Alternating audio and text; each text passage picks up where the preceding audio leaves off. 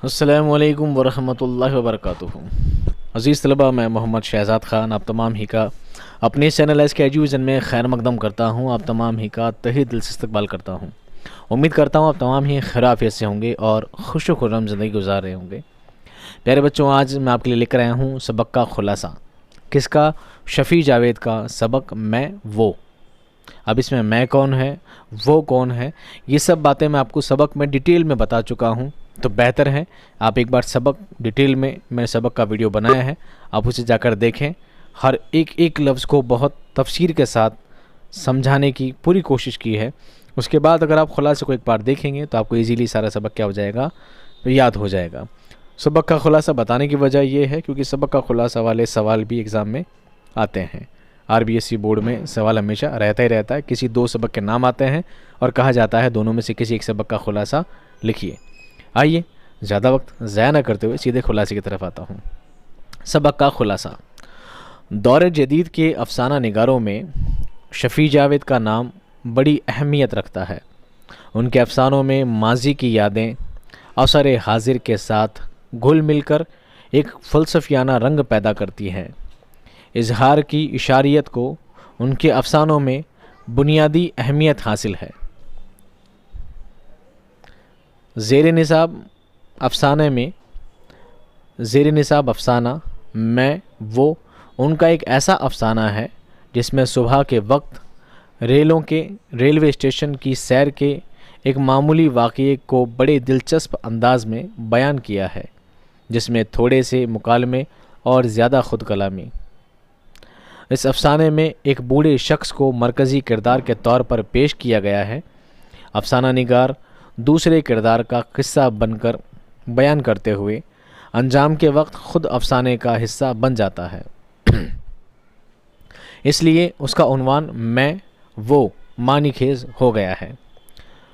बुज़ुर्ग खासा ज़ईफ़ था, ज़ईफ़ यानी बूढ़ा, झुका हुआ जिस्म, दाहिना कांधा कुछ झुका हुआ था, नीचा था और बायां हाथ कभी कमर पर रखा हुआ। यहाँ फुलवारी शरीफ के स्टेशन पर अपनी तजस्सुस भरी आँखों के साथ आता है। पूरे प्लेटफॉर्म का चक्कर लगाने के बाद आखिर में वहाँ बैठकर पटना जंक्शन की तरफ देखता है। ये उसका मामूल था। डॉक्टर ने सुबह की सैर की पाबंदी जो लगा दी है, इसलिए मैं कई दिन से उस बूढ़े को उसी तरह देख रहा हूँ। मैं भी रोज़ स्टेशन पर आता हूँ और बहुत से लोग आते हैं, इसलिए काफ़ी चहल पहल रहती है। ये बुज़ुर्ग भी यहाँ काफ़ी अरसे से आ रहा था। मैं भी इसके पास वाली बेंच पर बैठकर अखबार पढ़ता हूँ। वो मेरी तरफ नहीं देखता बल्कि पटना जंक्शन की तरफ देखता है।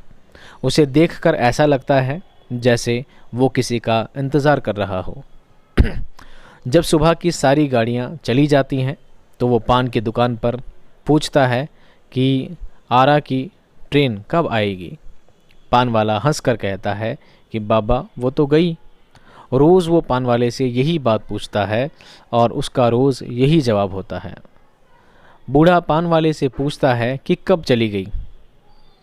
मैं तो बैठा इंतज़ार कर रहा था।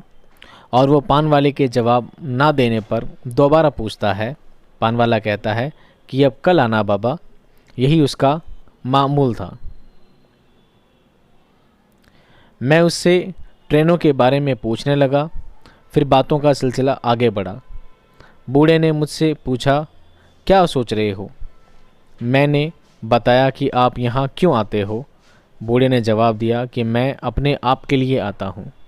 ज़िंदगी में एक वक्त ऐसा भी आता है जब तुम पर ऐसा वक्त आएगा तुम भी समझ लोगे। मैं तो जीवन का तीर्थ यात्री हूँ, लेकिन शायद जहाँ पहुँचना था वहाँ पहुँच नहीं पाया। शायद रास्ता भटक गया, लेकिन अंतरात्मा वही है, यात्री की अंतरात्मा।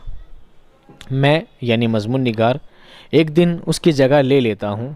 बेंच पर बैठकर पान वाले से वही सवाल करता हूँ। पान वाले के आईने में मेरी बूढ़ी सूरत एक लम्हे के लिए झलक जाती है। धूप अब जगह जगह फैलने लगी है। नए दिन का आगाज़ के दूसरा आगाज़ और नया इख्तिताम, कोई नया मुस्तकबिल, सब कुछ बदलते आसमान में सिमटने लगा है। इस अफ़साने में मुसन्निफ़ ने बुज़ुर्ग के ज़रिए अपने तजुर्बे और इल्म की रोशनी में अपने बाज़ मुशाहिदात भी हल्के तंज़िया लहजे के साथ पेश किए हैं। उससे बूढ़े के किरदार, गहराई और मानवियत उजागर होती है।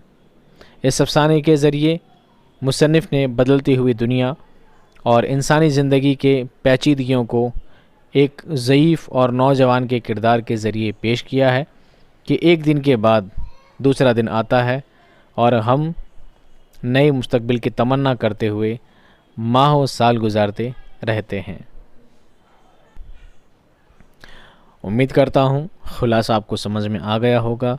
अगर नहीं आया है तो बेटर है कि पहले आप सबक वाला वीडियो देखें ताकि आप एक एक बात को आसानी से समझ सकें। उसके बाद सबक का खुलासा देखेंगे तो आपको सबक चुटकियों में याद हो जाएगा। मिलता हूँ सवाल जवाब वाले वीडियो में, तब तक खुश रहिए, आबाद रहिए। खुदा हाफिज़।